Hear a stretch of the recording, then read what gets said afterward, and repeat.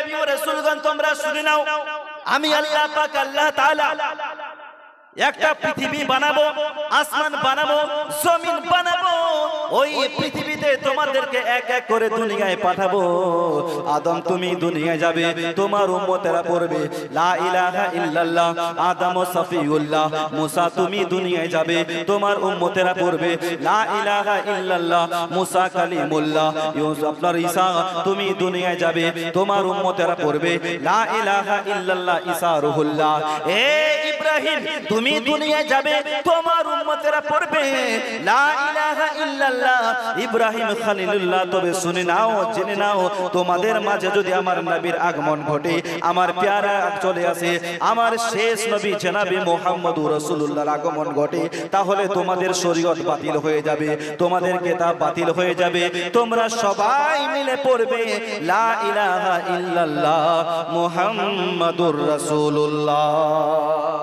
সবাই পড়বো লা ইলাহা ইল্লাল্লাহ, আরো জোরে লা ইলাহা ইল্লাল্লাহ, হক লা ইলাহা ইল্লাল্লাহ মুহাম্মাদুর রাসূলুল্লাহ। জমিনের মালিক যেই আল্লাহ, আসমানের মালিক সেই আল্লাহ। বলো লা ইলাহা ইল্লাল্লাহ, হক লা ইলাহা ইল্লাল্লাহ, হক লা ইলাহা ইল্লাল্লাহ মুহাম্মাদুর রাসূলুল্লাহ। জোরে বলুন সাল্লাল্লাহু তাআলা আলাইহি ওয়াসাল্লাম। মুসলমান বাবাজি ভাই, আল্লাহ বলছেন আমি পৃথিবী বানাবো, জমিন বানাবো, আসমান বানাবো, তোমাদেরকে এক এক করে পাঠাবো। তোমরা দুনিয়াতে যাবে, তোমাদের শরীয়ত চলবে, তোমাদের আইন কানুন চলবে। তোমাদের মাঝে যদি আমার প্যারা আমার রাসূলুল্লাহ চলে আসে, তাহলে তোমাদের শরীয়ত বাতিল, আইন বাতিল। তোমরা সবাই মিলে পড়বে লা ইলাহা ইল্লাল্লাহ মুহাম্মাদুর, জোরে বলুন মুহাম্মাদুর রাসূলুল্লাহ। মুসলমান বাবাজি ভাই, আমাদের প্যারা নবী জনাবে মুহাম্মদুর রাসূলুল্লাহ কে পেয়ে, আমার নবীকে পেয়ে আমরা খুশি না বেজার ভাই? আরো জোরে বলুন। আরে অন্য অন্য নবীগণ আল্লাহর কাছে আরজ করেছিলেন, আল্লাহ আমাদের নবী না করে যদি শেষ জামানার নবীর উম্মত করে পাঠাতে, আমরা নিজেকে বেশি ভাগ্যবান মনে করতাম। জোরে বলুন। আমরা ওই নবী মুস্তাফার উম্মত হতে পেরেছি, আমরা কত ভাগ্যবান। মুসলমান বাবাজি ভাই, ওই রাসূল পাক সাল্লাল্লাহু তাআলা আলাইহি ওয়াসাল্লামকে মানুষ যদি অন্তর থেকে ভালো না বাসে, মানুষ মুমিন হতেই পারবে না। সুবহানাল্লাহ বলুন। মানুষ মুমিন হতে পারবে না। নিজের মা বাবা আত্মীয় স্বজনদের সকল অপেক্ষা রাসূলুল্লাহকে বেশি ভালোবাসতে হবে। সাহাবারা আমার নবীকে কতটা ভালোবেসেছেন, কিভাবে ভালোবেসেছেন আসুন। আল্লাহ নবী দো জাহানের বাদশা একদিন একটা স্বপ্ন দেখলেন। নবীর স্বপ্ন কি আমাদের মতো মিয়া? এই আমাদের মতো? আমাদের স্বপ্ন মিথ্যা হয়, হয় কি হয় না? হয় না ভাই? স্বপ্ন দেখেছি করোড়পতি হয়ে গেছি, এরকম স্বপ্ন দেখেন যে করোড়পতি হয়ে গেছি। সকালবেলা দেখছি হায় রে, আগের যা ভিখারি ছিলাম ওই ভিখারি আছে। আর নবীর স্বপ্ন আল্লাহর ওহী হয়। সুবহানাল্লাহ বলুন। নবীর স্বপ্ন আল্লাহর ওহী। আমার নবীর স্বপ্ন দেখছেন কি, যে আমি আমার সাহাবাদেরকে নিয়ে আল্লাহর ঘর কাবা শরীফের তাওয়াফ করিতেছি। সুবহানাল্লাহ বলুন। আরো জোরে বলুন। আমি আমার সাহাবাদের নিয়ে আল্লাহর ঘর কাবা শরীফের তাওয়াফ করতেছি। ও মুসলমান বাবাজি ভাই, সকালবেলা আমার নবী সাহাবাদেরকে ডেকে বলেন, আমার সাহাবারা আজ রাতে আমি স্বপ্ন দেখেছি, আমি তোমাদেরকে নিয়ে আল্লাহর ঘর কাবা শরীফে তাওয়াফ করতেছি। সাহাবারা শুনে বড্ড খুশি। হবে কি হবে না? সাহাবারা শুনে বড্ড খুশি। আর ওই বছরই আমার নবী মুস্তাফা সাল্লাল্লাহু আলাইহি ওয়াসাল্লাম উমরার জন্য 1500 জন সাহাবাকে নিয়ে বের হলো। সুবহানাল্লাহ বলুন। কতজনকে নিয়ে? কতজন ভাই? 1500 জন জানসারকে নিয়ে উমরার জন্য বের হলো মদিনা থেকে মক্কার পথে। মুসলমান বাবাজি আল্লাহর নবী দো জাহানের বাদশা সাহাবাদেরকে নিয়ে মক্কাতুল মুকাররমার পথে বের হলো। মদিনাতুল মুনাওয়ারা থেকে কিছু দূর যাওয়ার পর মুসলমান এমন একটা জায়গায় পৌঁছালো, জায়গাটার নাম হচ্ছে সুলাইহ হুদাইবিয়া। ওই সুলাইহ হুদাইবিয়ায় মক্কার কিছু গুন্ডা বদমাশ আমার নবীকে আটকে দিল। মুহাম্মদ কই যাও? দলবল নিয়ে কই যাও? নবী আমার বলছেন, ভাই আমি উমরা করতে যাচ্ছি, তোমরা আমাকে যেতে দাও, বাধা দিও না। তারা বললেন, মুহাম্মদ তোমাকে মক্কায় যেতে দেব না। এই উমরার বাহানায় তুমি মক্কায় দাঙ্গা লাগাবা, মক্কায় যুদ্ধ করবা, তোমাকে আমরা মক্কায় যেতে দেব না। মুসলমান নবী আমার বললেন, এই মক্কার লোকেরা, আমি যদি যুদ্ধের উদ্দেশ্য নিয়ে আসতাম, যুদ্ধের মন্তব্য করে আসতাম, আমার সঙ্গে তলোয়ার থাকতো, আমার সঙ্গে বল্লম থাকতো, দেখো আমি মুহাম্মদ যুদ্ধ করতে আসি নাই, আমি আমার জানে সারকে নিয়ে আল্লাহর ঘর কাবা শরীফের তাওয়াফ করতে যাচ্ছি। সুবহানাল্লাহ। বেশক শরীফের জিয়ারত করতে যাই, উমরা করতে যাই, তোমরা আমাকে যেতে দাও। তারা বললেন, মুহাম্মদ আমরা তোমাকে কোনো মতেই মক্কায় ঢুকতে দেব না। বিশ্বনবী দো জাহানের বাদশা তখন নিজের প্যারা সাহাবী হযরত উসমান গনি রাদিয়াল্লাহু তাআলা আনহুকে বলেন, উসমান যাও তুমি একা মক্কাতুল মুকাররমায় যাও, আর মক্কার যে হাকিম আছে আবু সুফিয়ানের সঙ্গে কথা বলো, আমরা বেশ কিছু মানুষ মক্কায় আল্লাহর ঘর কাবা শরীফে তাওয়াফ করতে আসছে, তোমার কিছু মানুষ সুলাইহ হুদাইবিয়া আমাদেরকে আটকে দিয়েছে। ও মুসলমান বাবাজি ভাই, নবী মুস্তাফার কথা শোনার পর উসমান গনি রাদিয়াল্লাহু তাআলা আনহু একা মক্কাতুল মুকাররমায় গেল। যাওয়ার পর আবু সুফিয়ানের সঙ্গে সাক্ষাৎ করলো। আবু সুফিয়ানকে গিয়ে বলেন, আবু সুফিয়ান আমরা বেশ কিছু মানুষ উমরা করতে আসছি, আমরা বেশ কিছু মানুষ উমরা করতে আসছি, তোমাদের দলবল কি আমাদেরকে আটকে দিয়েছে, আমাদেরকে মক্কায় আসতে দেয় না। সুলাইহ হুদাইবিয়া আমার নবী আমার জন্য অপেক্ষা করছে। আবু সুফিয়ানেরও একই কথা, উসমান তোমাদেরকে মক্কায় আসতে দেব না। এই উমরার বাহানায় তুমি মক্কায় দাঙ্গা লাগাবা, মক্কায় যুদ্ধ করবা, তোমরা যুদ্ধ করবা না, তোমরা আসতে পারবা না। এই ওই মাইকটা বন্ধ করো, বন্ধ করো, বন্ধ করে দাও। এই আওয়াজটা ঠিক রাখো ভাই, হ্যাঁ একটু জোরে বলো সুবহানাল্লাহ, আরো জোরে বলুন। ও গো ভালোবাসার জায়গা মদিনা, ভালো লাগার জায়গা মদিনা, জোরে বলুন। ভালোবাসার জায়গা মদিনা, ভালো লাগার জায়গা মদিনা, ভালোবাসার জায়গা মদিনা, ভালো লাগার জায়গা মদিনা। আমার সাথে আপনাদেরও বলতে হবে ভাই, আমি একা বললে হবে না, আমার সুরে সুরে আপনারা বলবেন। বললে কি গুনাহ হবে? গুনাহ হবে ভাই? না। আপনারা বলবেন ভালোবাসার জায়গা কোথায়? মদিনা। ভালো লাগার জায়গা কোথায়? মদিনা। মদিনা বলতে রাজি আছে? সকলে বলবেন, ও গো ভালোবাসার জায়গা মদিনা, ভালো লাগার জায়গা মদিনা, আরো জোরে ভালোবাসার জায়গা মদিনা, ভালো লাগার জায়গা মদিনা। এত সুন্দর জায়গা কোথাও দেখি না, এত সুন্দর জায়গা কোথাও দেখি না, সাজিয়েছেন দয়াল রাব্বানা, ভালো লাগার জায়গা মদিনা, আরো জোরে ভালোবাসার জায়গা মদিনা, ভালো লাগার জায়গা মদিনা। ও গো একদিন কবর যাব, কেউ তো যাবে না। কেউ যাবে না? মা যাবে, বাবা যাবে, বেটা যাবে ভাই, তাহলে বউ তো 100% যাবে না। না এই বউ যাবে না?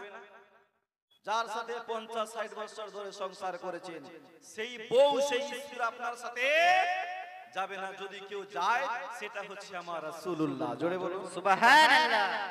ও গো একদিন কবর যাব, কেউ তো যাবে না, যাবে আমার শাহী মদিনা, ভালো লাগার জায়গা মদিনা, আরো জোরে ভালোবাসার জায়গা মদিনা, ভালো লাগার জায়গা মদিনা। সবাই বলো ভালোবাসার জায়গা মদিনা, ভালো লাগার জায়গা মদিনা। মদিনা শরীফে নূরের খাজিনা, মদিনা শরীফে হাসিনা আশিক ছাড়া অন্য বুঝে না আশিক ছাড়া অন্য বুঝে না ভালো লাগার জায়গা মদিনা সবাই বলো ভালোবাসার জায়গা মদিনা ভালো লাগার জায়গা মদিনা মুসলমান বাবাজি ভাই বলছিলাম উসমানের গানিকে আমার নবী মক্কায় পারলো উসমান যাও আবু সুফিয়ানের সঙ্গে কথা বলো যেহেতু সে মক্কার হাকিম উসমানের গানে গেল আবু সুফিয়ানের সঙ্গে আলোচনা চলছে আবু সুফিয়ান বেশ কিছু মানুষ আমরা উমরা করতে আসি তোমাদের লোকজন দলবল আমাদেরকে সুলহ হুদাইবিয়া আমাদেরকে আটকে দিয়েছে আসতে দেয় না তো তুমি যদি বলো হয়তো তারা আসতে দিতে পারে ও মুসলমান বাবাজি ভাই আবু সুফিয়ান বললেন উসমান আমরা তোমাদের মক্কায় আসতে দেব না মক্কায় ঢুকতে দিব না তুমি যেহেতু মক্কায় চলে এসেছো তুমি যদি চাও তাহলে একা একা আল্লাহর ঘর কাবা শরীফে তাওয়াফ করতে পারো উসমান গানি শোনার পর বললেন এ আবু সুফিয়ান তুমি কেমন করে বুঝে নিলা যে আমি রাসূলুল্লাহকে ছেড়ে একা একা আল্লাহর ঘর কাবা শরীফে তাওয়াফ করব এটা হতে পারে না আমি আমার নবীকে ছেড়ে আমার নবী সুলহ হুদাইবিয়া আমার জন্য অপেক্ষা করছে আর আমি একা একা আল্লাহর ঘর কাবা শরীফে তাওয়াফ করব এটা হতে পারে না নবীকে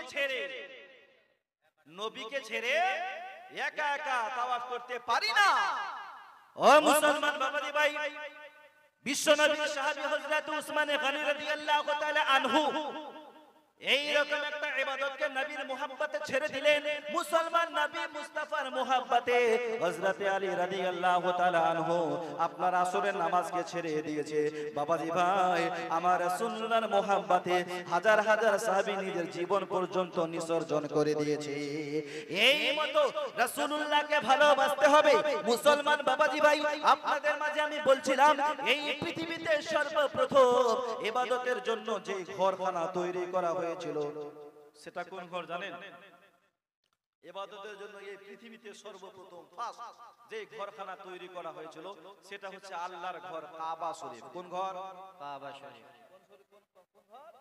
আল্লাহর ঘর কাবা এই কাবা শরীফ সর্বপ্রথম বানিয়েছিল আল্লাহর ফেরেশতারা তারপর কাবাকে বানালো হযরত আদম আলাইহিস সালাম তারপর বানালো হযরত শীস আলাইহিস সালাম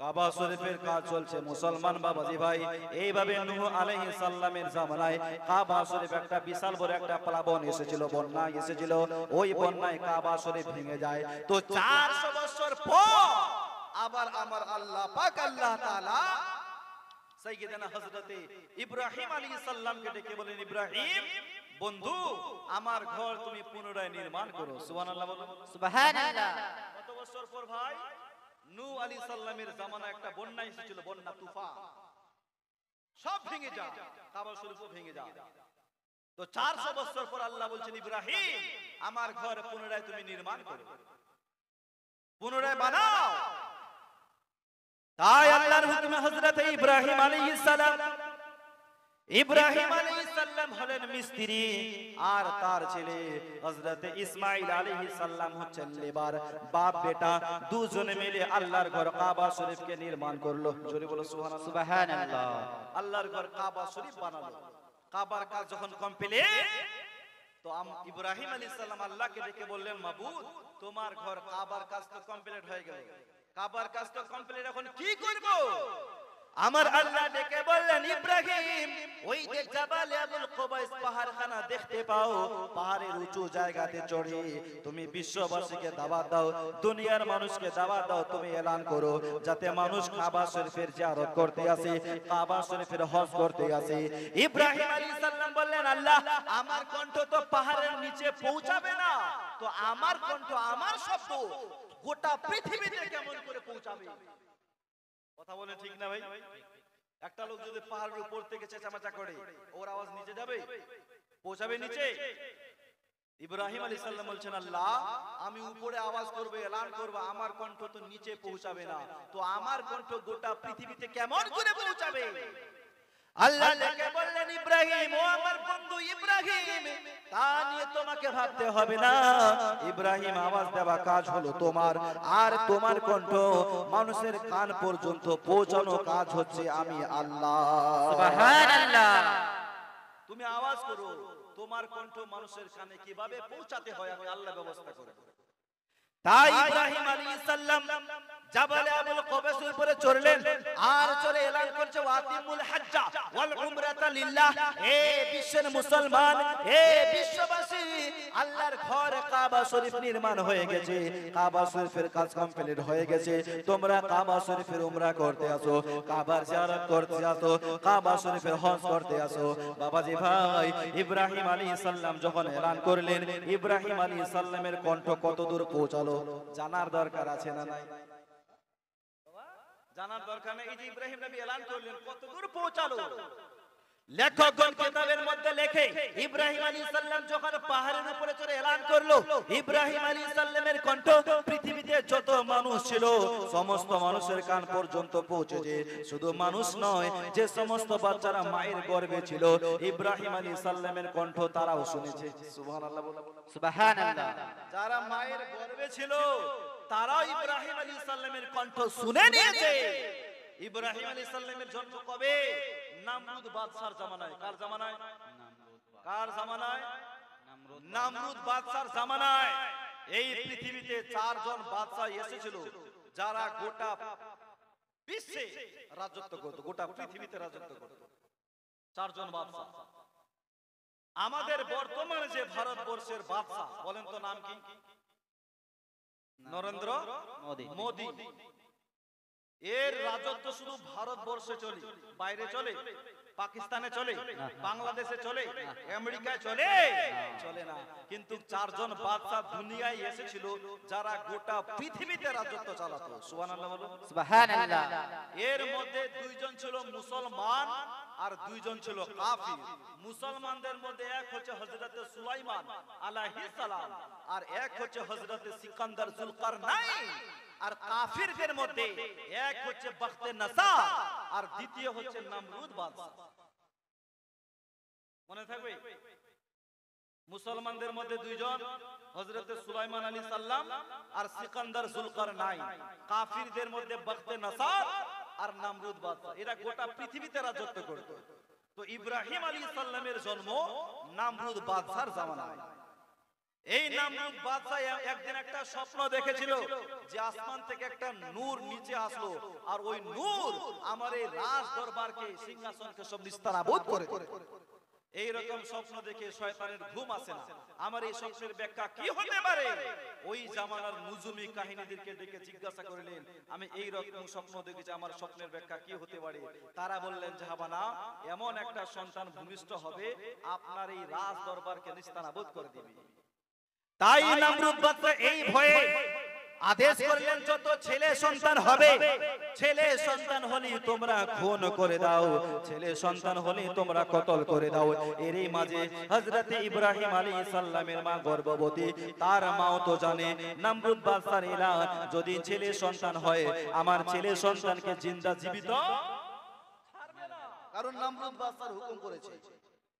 ও মুসলমান বাবাজি ভাই, মা জননী সন্তানকে দুনিয়ায় ভূমিষ্ঠ দেবেন। ইব্রাহিম আলাইহিস সালাম দুনিয়াতে আসবে। মা জননী বাড়ি ঘর ছেড়ে এক পাহাড়ি এলাকায় চলে গেল, এক তাহখানায় চলে গেল। আর যাওয়ার পর ওইখানে সাইয়েদনা হযরতে ইব্রাহিম আলাইহিস সালামকে জন্ম দিল। জোরে বলো সুবহানাল্লাহ, সুবহানাল্লাহ। পাহাড়ি এলাকা মা সাইয়েদনা ইব্রাহিম নবীকে জন্ম দিল। কার ভয়ে? নামরুদের ভয়ে। কারণ শয়তান যদি জানতে পারে আমার ছেলে হয়েছে তাহলে ছেলেকে জিন্দা কতল করে দিবে। পাহাড়ি এলাকায় ইব্রাহিম নবী জন্ম নিল। মা প্রতিদিন যায় আর বাচ্চাকে দুধ পান করিয়ে চলে আসে। সুবহানাল্লাহ বলুন। মা মাঝে মধ্যে যেত আর দেখতো যে বাচ্চা উংলি চুষছে। আমার আল্লাহ পাক আল্লাহ তাআলা ওই উংলি থেকে দুধ বের হতো। সুবহানাল্লাহ সুবহানাল্লাহ। আরো জোরে বলুন সুবহানাল্লাহ। সুবহানাল্লাহ। এইজন্য আমাদের বাচ্চারা আঙ্গুল চুষে কি চুষে না ভাই? চুষে কি চুষে না? আমার আল্লাহ পাক আল্লাহ তাআলা ওখানে একটা রিজিক দিয়ে দেয়। ইব্রাহিম আলাইহিস সালাম ওইখানে লালন পালন হয়। ওইখানে 13 বছর কিংবা 17 বছর লালন পালন হলো। ইব্রাহিম আলাইহিস সালাম কোনদিন ওই গুফা থেকে বাইরে বের হয় না, ওইখানে আছে। সাইয়েদনা ইব্রাহিম আলাইহিস সালামের যখন 13 বছর কিংবা 17 বছর বয়স, সাইয়েদনা ইব্রাহিম আলাইহিস সালাম গুফা থেকে ফার্স্ট বের হচ্ছে। ওই সময়টা ছিল আসরের সময়। কোন সময়? আসরের সময় ফার্স্ট বের হচ্ছে। ইব্রাহিম আলাইহিস সালাম যখন গুফা থেকে বাইরে বের হয়ে আসলো, ওই সময় আকাশের মধ্যে সূর্য দেখতে পেলেন।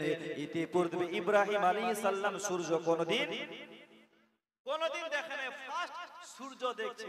মাকে জিজ্ঞাসা করছে, মা এটা কি? তো বলছে, বাবা এটার নাম হচ্ছে সূর্য। কি নাম? সূর্য। ইব্রাহিম আলাইহিস সালাম দেখছেন কওমের লোকেরা সূর্যের পূজা করছে। ওম নমো নমো ভগবতী, সূর্যের পূজা করছে।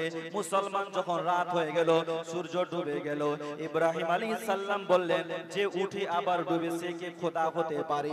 খোদা তো তিনি যে চাঁদ সূর্যকে বানিয়েছে। জোরে বলুন না সুবহানাল্লাহ। সুবহানাল্লাহ। খোদা তিনি যে চাঁদ সূর্যকে বানিয়েছে। যখন রাত হলো, আকাশের মধ্যে চন্দ্র উঠলো, তো দেখছে কি মানুষ চন্দ্রের পূজা করছে। মানুষ চন্দ্রের পূজা করছে। ইব্রাহিম আলাইহিস সালাম বলছেন, হে কওমের লোকেরা, তোমরা চাঁদ সূর্যের পূজা করো না, পূজা তার করো যে চাঁদ সূর্যকে বানিয়েছে। জোরে বলুন সুবহানাল্লাহ। চাঁদ সূর্যকে যে সৃষ্টি করেছে তার পূজা করো, তার কাছে মাথা নত করো। চাঁদ সূর্যের তোমরা পূজা করিও না। মুসলমান বাবাজি ভাই, মানুষ তবুও চাঁদ সূর্যের পূজা করে। ইব্রাহিম আলাইহিস সালামের এক চাচা ছিল, যার নাম হচ্ছে আজার। নিজ হাতে মূর্তি বানাতো আর মূর্তির সামনে পূজা করত। ইব্রাহিম আলাইহিস সালাম একদিন চাচাকে জিজ্ঞাসা করলেন, চাচা এ কি করছেন? বলছে, ইব্রাহিম দেখতেই তো পাও মূর্তি বানাচ্ছি। ইব্রাহিম আলাইহিস সালাম বলছেন, চাচা নিজ হাতে বানানোর পূজা করেন। চাচা এই মূর্তির পূজা ছেড়ে দেন, এক আল্লাহকে মানেন আর আমাকে তার পয়গম্বর বলে মেনে নেন। জোরে বলো সুবহানাল্লাহ। সুবহানাল্লাহ। চাচা আপনি পড়েন লা ইলাহা ইল্লাল্লাহ ইব্রাহিম খলিলুল্লাহ। চাচা এর মূর্তির পূজা করিয়েন না। তার চাচা আজার বললেন, ইব্রাহিম আমার মূর্তি যদি তোমার এক আল্লাহর সাক্ষী দেয়, তাহলে কথা দিলাম আমি আমার মূর্তির পূজা ছেড়ে দেব, তোমার এক আল্লাহকে মানবো। ইব্রাহিম আলাইহিস সালাম দোয়া করতে নাই, যতগুলো মূর্তি ছিল সমস্ত মূর্তি পড়ে লা ইলাহা ইল্লাল্লাহ ইব্রাহিম খলিলুল্লাহ। জোরে বলো সুবহানাল্লাহ। মূর্তি কি কথা বলতে পারে ভাই? এই কথা বলতে পারে? ইব্রাহিম নবী যখন দোয়া করলেন, তো মূর্তি কালেমা পড়ছে লা ইলাহা ইল্লাল্লাহ ইব্রাহিম খলিলুল্লাহ। তার চাচা আজার দেখে অবাক। তার চাচা আজার তো কালেমা পড়লো না, বরং বললেন, ইব্রাহিম তুমি বড় জাদুকর। আস্তাগফিরুল্লাহ বলেন, আরো জোরে বলেন আস্তাগফিরুল্লাহ। ইব্রাহিম তুমি বড় জাদুকর। ও মুসলমান বাবাজি ভাই, এই নামরুদ বাদশার জামানায় বছরে একটা সালানা মেলা হতো। সালানা মেলা, সবাই মেলায় যাচ্ছেন। লোকেরা বললেন, ইব্রাহিম চলো মেলায়। ইব্রাহিম আলাইহিস সালাম বললেন, ভাই আমার শরীর ভালো নাই, স্বাস্থ্য ভালো নাই, তোমরা মেলায় যাও। লোকেরা বললেন, ইব্রাহিম তুমি যেহেতু মেলায় যাবা না, তাহলে মূর্তিখানায় পাহারা দাও। মূর্তিখানায় পাহারা দাও, আমরা মেলায় যাচ্ছি। তো ইব্রাহিম আলাইহিস সালাম বললেন, ঠিক আছে যাও তোমরা। সবাই যখন গ্রামের লোকেরা সবাই মেলায় চলে গেল, ইব্রাহিম আলাইহিস সালাম মূর্তিখানায় দেখছে অনেকগুলো মূর্তি আছে। কারো 5টা হাত, 7টা হাত, 10টা হাত, কেউ এইরকম আছে, এইরকম আছে, হয় কি হয় না ভাই? দেখছে সামনে থালা আছে, থালাতে কলা, আপেল, সেব, অনেক কিছু ফলমূল রাখা আছে। তো ইব্রাহিম আলাইহিস সালাম বাচ্চা ছেলে দেখছে মূর্তিগুলো হা করে আছে, এগুলো খায় না কেন? সামনে কলা আছে, মিষ্টি আছে, রসগোল্লা আছে, এগুলো খায় না কেন? ইব্রাহিম আলাইহিস সালাম একটা থালাকে হাতে নিয়ে মূর্তির সামনে বলছেন, খা খা। মূর্তি খায় না। ইব্রাহিম খা, না হয় কথা বল, খা না হয় কথা বল, একটা তো করতেই হবে। ও মুসলমান বাবাজি ভাই, মূর্তি খায় না, কথা বলে না। মূর্তি খায় না, কথা বলে না। ইব্রাহিম আলাইহিস সালাম বললেন, যদি কথা না বলে এখনই তোমাদের খবর আছে। বাবাজি ভাই, ইব্রাহিম আলাইহিস সালাম একখানা কোরআন নিয়ে আসলেন, কোরআন, আর কোরআন দিয়ে এক দিক থেকে ভাঙতে আরম্ভ করেছে।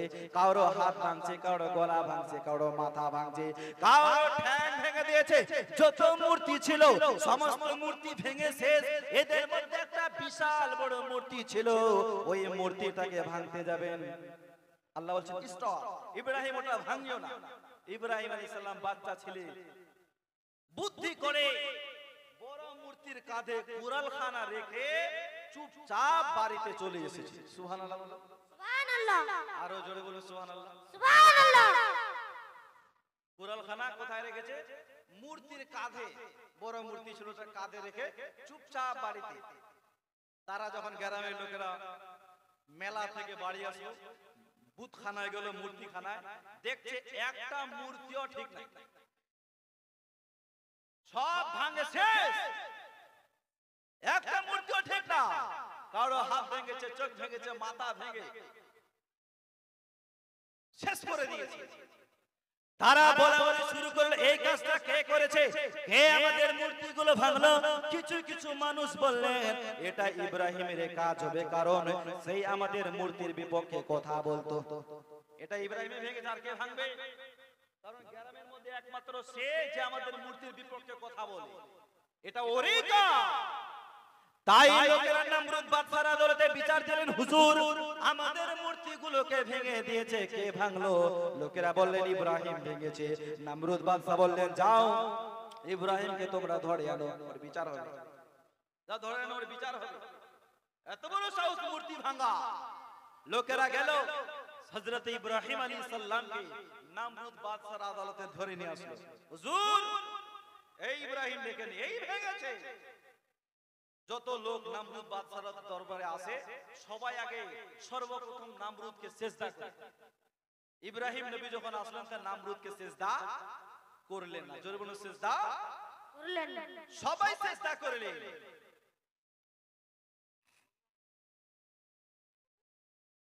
মনওয়ার হোসেন একটা কালাম দিয়েছে, আল্লাহ তুমি কবুল করো না, এটা নিয়ে যাও।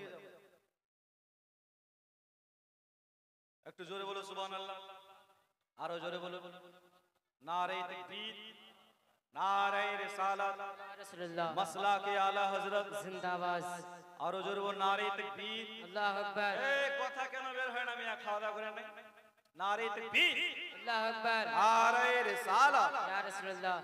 कि वो मदीना वाला नबी सब हारालेও তোমায় আমি চাই, চাই চাই চাই চাই, সব হারালেও তোমায় আমি চাই। জোরে বলুন। वो मदीना वाला नबी सब हारालेও তোমায় আমি চাই। তোমার প্রেম যন্ত্রণা আর মানে না বন্ধনা, তোমার প্রেম যন্ত্রণা আর মানে না বন্ধনা, তোমার প্রেম মন্ত্রণালয় এবার যেতে চাই। ও মদিনা ওয়ালা, ও মদিনা ওয়ালা নবী সব হারালেও তোমায় আমি চাই। জোরে বলুন। এই ধরার মাঝেতে, এই ধরার মাঝেতে তুমি ছাড়া কোনজন আছে বুকেতে নেবে, নবী বুকেতে নেবে। আশিক মাশুক দূরে হলে, আশিক মাশুক দূরে হলে প্রাণ যে ছুটে যায়। ও মদিনা ওয়ালা, ও মদিনা ওয়ালা নবী সব হারালেও তোমায় আমি চাই, চাই চাই চাই চাই, সব হারালেও তোমায় আমি চাই। জোরে বলুন, আরো জোরে বলুন। वो मदीना वाला नबी সব হারালেও তোমায় আমি চাই। বাবাজি ভাই বলছিলাম, নমরুদ বাদশার আদালতে যে কোনো মানুষ আসলেই সর্বপ্রথম নমরুদ বাদশাকে সিজদা করতেন।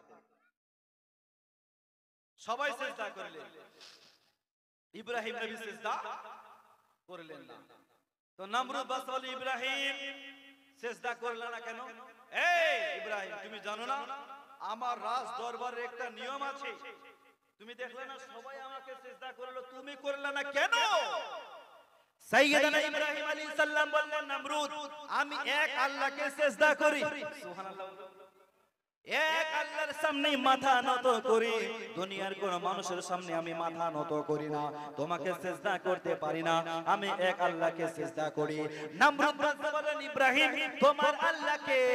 ইব্রাহিম আলাইহিস সালাম বললেন, আমার আল্লাহ জীবন দেয় মরণ দেয়। এটা শোনার পর নমরুদ বললেন, ইব্রাহিম এটা তো আমিও করতে পারি, আমিও করতে পারি, আমিও তো জীবন দিতে পারি, মরণ দিতে পারি, তাহলে আমি নিজেকে খোদার দাবি করব না কেন? ইব্রাহিম আলাইহিস সালাম বললেন তাই নাকি? বলে হ্যাঁ। ইব্রাহিম আলাইহিস সালাম বললেন দেখাও তো দেখি। তাই নমরুদ বাদশা জেলখানা থেকে দুইজন আসামিকে বের করলো আর একজনকে ফাঁসি দিয়ে খুন করলো, একজনকে ছেড়ে দিল। নমরুদ বাদশা বললেন ইব্রাহিম দেখলা আমিও তো জীবন দিতে পারি, মরণ দিতে পারি, একজনকে ছেড়ে দিলাম, একজনকে খুন করে দিলাম মুসলমান। তখন ইব্রাহিম আলাইহিস সালাম বললেন এ নমরুদ, আমার আল্লাহ প্রতিদিন পূর্ব দিকে সূর্য উঠায় আর পশ্চিমে নিয়ে যায়, তুমি যদি আল্লাহ হও একবারের জন্য সূর্যখানাকে পশ্চিম দিক থেকে উঠাও। জোরে বলো সুবহানাল্লাহ, আরো মহব্বতে বলো। আচ্ছা ঠিক আছে, তুমি জীবন দাও, মরণ দাও, নালায়েক জেলখানা থেকে দুইজনকে বের করে একজনকে খুন করলে, একজনকে ছেড়ে দিলা, আমার আল্লাহ প্রতিদিন পূর্ব দিকে উঠায় পশ্চিমে নিয়ে যায়। তুমি যেহেতু খোদার দাবি করো, খোদা তো সব করতে পারে, পারে কি পারে না? কেউ যেটা পারে না সেটা পারে কে? কেউ যেটা দেয় না সেটা দেয় কে? আবার কেউ যেটা শুনে না সেটা শুনে কে ভাই? এ হামো বলে আল্লাহ। বলছেন তুমি খোদার দাবি করো, খোদা তো সব করতে পারে, তুমি শুধু একবারের জন্য সূর্যটাকে পশ্চিম দিক থেকে উঠাও আর পূর্বে নিয়ে যাও। এটা নমরুদ কেন কাউরে পক্ষে সম্ভব নয়। তবে আমাদের নবী পুনরায় পশ্চিম দিক থেকে সূর্য উঠিয়েছে। সুবহানাল্লাহ বলো। আমাদের নবী পুনরায় পশ্চিম দিক থেকে সূর্য উঠিয়েছে কখন? যখন হযরতে মাওলানা আলীর আসরের নামাজ কাজা হয়ে যায়। কখন ভাই?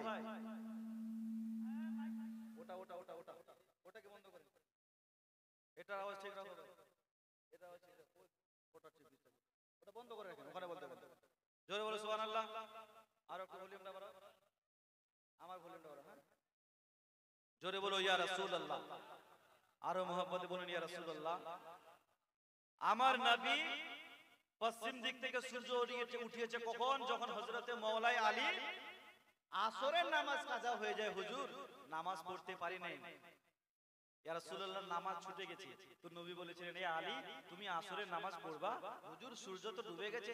এ আলী পড়বা, হুজুর সূর্য তো ডুবে গেছে। এ আলী পড়বা, হুজুর যদি আসরের নামাজ পায় তাহলে কেন পড়বো না? জোরে বলো সুবহানাল্লাহ। তো নবী আমার শাহাদাত উঙ্গলি দ্বারা শুধু ইশারা করেছিল, ডুবে যাওয়া সূর্য ডুবির ইশারাতে পুনরায় ফিরে আসলো। সুবহানাল্লাহ বলুন। कि वो नमाज अली हो गई जब कजा तो हुक्म आका के सूरज ये कहने लगा। সুবহানাল্লাহ। वो नमाज अली हो गई जब कजा तो हुक्म आका के सूरज ये कहने लगा। हुक्म आका के सूरज ये कहने लगा ए अली तुम नमाज तो भी कर लो अदा। ए अली तुम नमाज तो भी कर लो अदा। लो मैं फिर आ गया आमने सामने, लो मैं फिर आ गया आमने सामने। নবী ইশারা করতে দেরি, সূর্য আসতে দেরি নাই। আমার নবী পুনরায় পূর্ব দিক থেকে আপনার পশ্চিম দিক থেকে সূর্য উঠিয়েছে। হযরত ইব্রাহিম আলাইহিস সালাম বললেন নমরুদ তুমি যেহেতু খোদার দাবি করে, খোদা তো সব করতে পারে, একবারের জন্য শুধু সূর্যটাকে পশ্চিম দিক থেকে উঠাও। ও মুসলমান বাবাজি ভাই, তখন নমরুদ বাদশা বললেন ইব্রাহিম আমি এত বড় একজন নামি দামি বাদশা, আমার হুকুমান গোটা বিশ্বের মধ্যে চলে, আমার মুখের সামনে টপর টপর এই কে জেলখানায় বন্ধ করো, ইব্রাহিমকে জেলখানায় বন্ধ করো, আমার মুখের সামনে এত বড় কথা, আমি এত বড় একজন বাদশা রাজা, একে জেলখানায় বন্ধ করো। তাই ইব্রাহিম আলাইহিস সালামকে জেলখানায় বন্ধ করে দিল। তারপর নমরুদ বাদশা নিজের ওজির খদ্দামদেরকে নিয়ে পরামর্শ করে এখন ইব্রাহিমের সাথে কি করা যায়।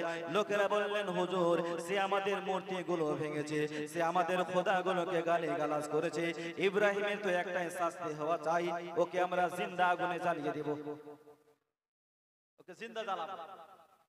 তো নমরুদ বাদশা বলেন এটাই ফাইনাল ডিসিশন, ইব্রাহিম নবীকে জিন্দা আগুনে পোড়াবো। ইব্রাহিম নবীকে জিন্দা জ্বালাবো। তাই চার দেওয়ালে একটা জায়গা বানালো, বিশাল বড় একটা জায়গা। নমরুদ বাদশা বললেন যে ইব্রাহিমের সাথ দিবে, ইব্রাহিমের সাথে তাকে আগুনের মধ্যে পোড়ানো হবে। খবরদার কেউ যাতে ইব্রাহিম নবীর সাথ না দেয়। মুসলমান বাবাজি ভাই, চার দেওয়ালে একটা বিশাল বড় জায়গা বানালো, অনেকগুলো খড়ি জমা করলো, কয়েক মাস ধরে আগুনকে রেডি করলো, আগুন জ্বালালো। আগুন যখন কমপ্লিট, আগুন কমপ্লিট, এইবারে সাইয়েদনা ইব্রাহিম আলাইহিস সালামের হাত পাগুলো বেঁধে আগুনের মধ্যে চালিয়ে দেয়। দূর থেকে আগুনের মধ্যে চালিয়ে দেয়। ইব্রাহিম আলাইহিস সালাম আগুনের মধ্যে যায়। ওই সময় আল্লাহর ফেরেশতা হযরত জিবরিল আলাইহিস সালাম ইব্রাহিম আলাইহিস সালামকে এসে বলেন, হুজুর, ওগো আল্লাহর পয়গম্বর ইব্রাহিম নবী, যদি কোনো খোয়াইশ মাদাদের প্রয়োজন হয় আমাকে বলুন, আমাকে যদি আদেশ করেন মুহূর্তের মধ্যে আগুনকে আমি নিভিয়ে দিব। সুবহানাল্লাহ। আপনি শুধু আদেশটা করেন। তো ইব্রাহিম আলাইহিস সালাম বললেন, ভাই জিবরাইল, তোমার কাছে আমার সাহায্য লাগবে না, তোমার কাছে সাহায্য লাগবে না। আচ্ছা ভাই জিবরাইল, বলো তো আগুন কে জ্বালায়? তো বলছে আল্লাহ।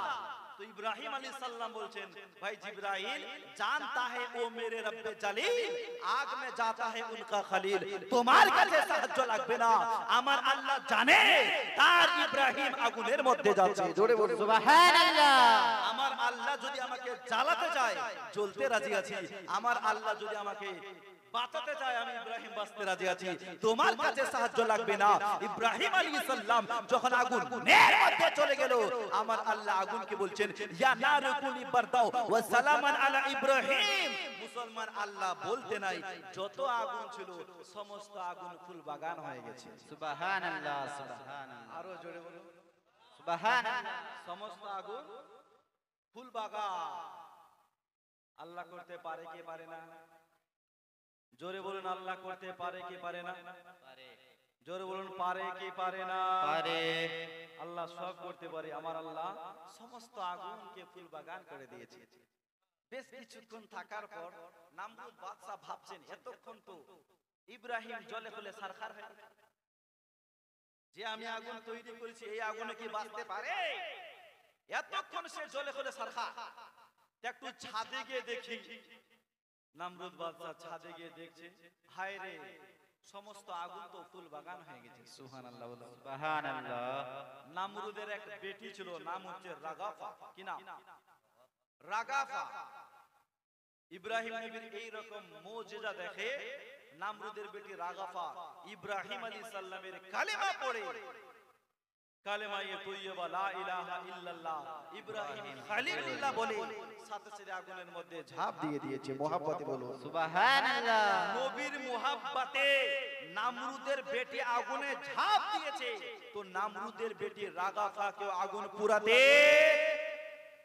জোরে বলুন, পুরাতে পারে নাই। কি বুঝলাম? যার অন্তরে নবীর প্রেম থাকবে, যার অন্তরে নবীর ভালোবাসা থাকবে, আরে দুনিয়ার আগুন কেন জাহান্নামের আগুন ছুঁইতে পারবে না, পারবে না। কিছু আমাদের মধ্যে নালায়েক আছে যারা আমার নবীকে গালিগালাজ দেয়। এইরকম মুসলমানদের মধ্যে আছে না নাই? আছে না নাই ভাই? দেখবেন ভাদর মাস আসলে যখন যেমন কুকুরগুলো পাগল হয়ে যায়, রাবিউল আউয়ালের চাঁদ দেখা দিলে কিছু নামধারী মুসলমান পাগল হয়ে যায়। শবে বারাতের হালুয়া দেখলে ওরা পাগলা হয়ে যায়। হয় কি? বুঝে নিবেন, ওরা পাগল হয়ে যায় যারা আমার নবী মুস্তাফাকে ভালোবাসে না। এই সমস্ত মানুষ এখন বুঝবে না, মরার পর বুঝতে পারবে আমার নবীর শান কাকে বলে। জোরে বলুন সুবহানাল্লাহ। গরমের সময়ে কোন ছেলে বা কোন মেয়েকে যদি পিপাসা লাগে, বর্তমান সময়ে ছেলে মেয়েরা পানি পান করে না, কি পান করে জানেন? পেপসি করে। কি করে না? পেপসি, ম্যাঙ্গো, মাজা, ফ্রুটি, ডিউ, লিমকা। এতে কিন্তু পিপাসা মিটে না। মিটে? এই মিটে ভাই? পিয়াস লাগলে, পিপাসা লাগলে আমরা কি পান করি? পানি পান করতে হয়। ভুখ যদি লাগে, খিদা যদি লাগে, তাহলে আমরা কি খাই? ভাত, না হয় রুটি। আচ্ছা বলুন তো বাপ, আপনাকে পিয়াস লেগেছে, আমার আল্লাহ যদি চায় আমি বান্দার বিনা পানি দ্বারা পিপাসা নিবারণ করব, পারবে কি পারবে না? আপনাকে পিয়াস লেগেছে, আল্লাহ যদি চায় বিনা পানি দ্বারা পিপাসা নিবারণ করাবো, পারবে কি পারবে না? পারবে। হ্যাঁ বলেন, পারবে। বিনা পানি দ্বারা যদি আল্লাহ পিপাসা নিবারণ করতে পারে, তাহলে পানির অপর নাম জীবন কেন? বিনা খাবারে আল্লাহ খিদা মেটাতে পারে না? কথা বলেন, পারে না? পারে। তাহলে সেই খাদ্যের এত গুরুত্ব কেন? বিনা ঔষধে আল্লাহ অসুখ ভালো করতে পারে না? পারে। তাহলে এত ডাক্তার কেন আর এত কবিরাজ কেন? আল্লাহকে জিজ্ঞাসা করতে হবে, ইয়া মালিক ও মৌলা, তুমি বিনা পানিতে পিপাসা নিবারণ করতে পারো কিন্তু করো না, বিনা খাবারে খিদা নিবারণ করতে পারো কিন্তু করো না, বিনা ঔষধে অসুখ ভালো করতে পারো কিন্তু করো না। আমার আল্লাহ ডেকে বলছেন, বান্দা তোমার বিনা পানিতে পিপাসা নিবারণ করব না, যাতে পানির গুরুত্বটা বুঝতে পারো। বিনা খাবারে খিদা নিবারণ করব না, যেন সেই খাদ্যের গুরুত্বটা বুঝতে পারো। বিনা ঔষধে অসুখ ভালো করব না, যেন সেই ঔষধের গুরুত্বটা বুঝতে পারো। ঠিক তেমনই আমার নবী মুস্তাফার শাফাআত ছাড়া, নবীর দোয়া ছাড়া তোমাকে জান্নাত দিব না, যাতে আমার নবী মুস্তাফার গুরুত্বটা বুঝতে পারো। সুবহানাল্লাহ। নবী মুস্তাফার গুরুত্ব কি? মানুষের অ্যাপেন্ডিসাইট না হলে অপারেশনের গুরুত্ব বুঝবে না, হাঁটুর উপরে ফক্সা না পড়লে ইনজেকশনের গুরুত্ব বুঝবে না, পা না ভাঙলে পা ভাঙা যন্ত্রণা বুঝবে না, আর হাসরের ময়দানে বিপদে না পড়া পর্যন্ত নবী মুস্তাফার গুরুত্ব বুঝবে না। ও বিপদে পড়বে তবেই তো বুঝবে নবীর শান কাকে বলে, বিপদে পড়বে তবেই তো বুঝবে নবীর মুহাব্বত কাকে বলে। মুসলমান বাবাজি ভাই, আজ এই মেহফিল থেকে একজন মারতে মুজাহিদ পারবেন? আমি 5000 চাইবো না, মাত্র অনলি একটা লোক মাত্র 2000 টাকা দেখান। নবীর মাদ্রাসা আপনার গমরদান জামে মসজিদের উন্নতি করবে, আপনার মসজিদের জন্য একটা লোক মাত্র 2000 টাকা দেখান তো ভাই, একটা হাতটা তুলেন। আমি আপনাদের কাছে চাইবো না, আরো দুইটা বক্তা আছে, শুধু একটু মুহাব্বতটা দেখতে চাই। একজন দেখান 2000, আজকে না পারলে পরে দিয়ে দিবেন, হবে একটা। আচ্ছা আচ্ছা, চাঁদা ধরতে বারণ করছে।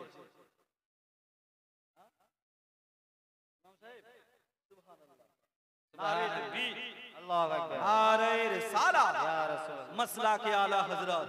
সুবহানাল্লাহ।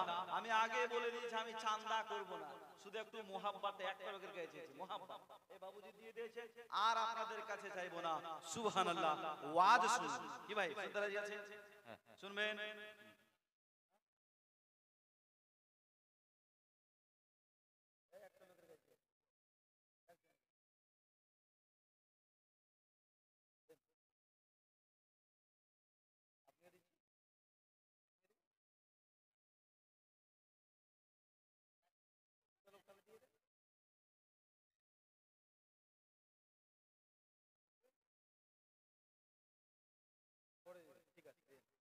नारे तकबीर, अल्लाहु अकबर। नारे रिसालत, मसला के आला हजरत, गौस का दामन, नहीं छोड़ेंगे। ख्वाजा का दामन, नहीं छोड़ेंगे। ख्वाजा का हिंदुस्तान जिंदाबाद। नारे तकबीर, अल्लाहु अकबर। সুবহানাল্লাহ। একটা লোকের কাছে চাইলাম, একটা লোক দিয়ে দিল। আল্লাহ তুমি এই দানকে তোমার দরবারে সুদরে গ্রহণ করো, আমিন আমিন।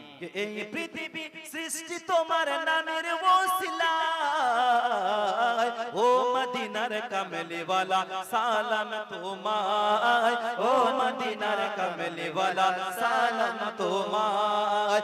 এই পৃথিবী সৃষ্টি তোমার নামের ওসিলায়, ও মদিনার কামলি ওয়ালা সালাম তোমায়, ও মদিনার কামলি ওয়ালা সালাম তোমায়। আকাশ জমিন আহার চন্দ্র তারা সবই তোমার নূরের ইশারা, ওগো আকাশ জমিন আহার চন্দ্র তারা সবই তোমার নূরের ইশারা। তোমার শানে পড়লে দুরূদ হৃদয় যে জুড়ায়, তোমার শানে পড়লে দুরূদ হৃদয় যে জুড়ায়, ও মদিনার কামলি ওয়ালা সালাম তোমায়। তোমায় সবাই বলো ও মদিনার কামলি ওয়ালা সালাম তোমায় ও মদিনার কামলি ওয়ালা সালাম তোমায় ওগো তোমার নামের আশিক হলো যারা দো জাহানে ধন্য হলো তারা তোমার নামের আশিক হলো যারা দো জাহানে ধন্য হলো তারা এই আশিক যেন তোমার কদমে লুটায় এই আশিক যেন তোমার কদমে লুটায় ও মদিনার কামলি ওয়ালা সালাম তোমায় ও মদিনার কামলি ওয়ালা সালাম তোমায় সবাই বলো ও মদিনার কামলি ওয়ালা সালাম তোমায় বাবাজি ভাই বলছিলাম নামরুদের বেটি রাগাফা মোহাব্বতে ঝাঁপ দিয়েছে তোর বেটিকেও পুরাতে পারে না। দুজনেই সহি সালামতে আগুন থেকে বের হয়ে গেল। নমরুদ বাদশা বলেন ইব্রাহিম কেমন করে বাঁচলা? তো বলছে আমার আল্লাহ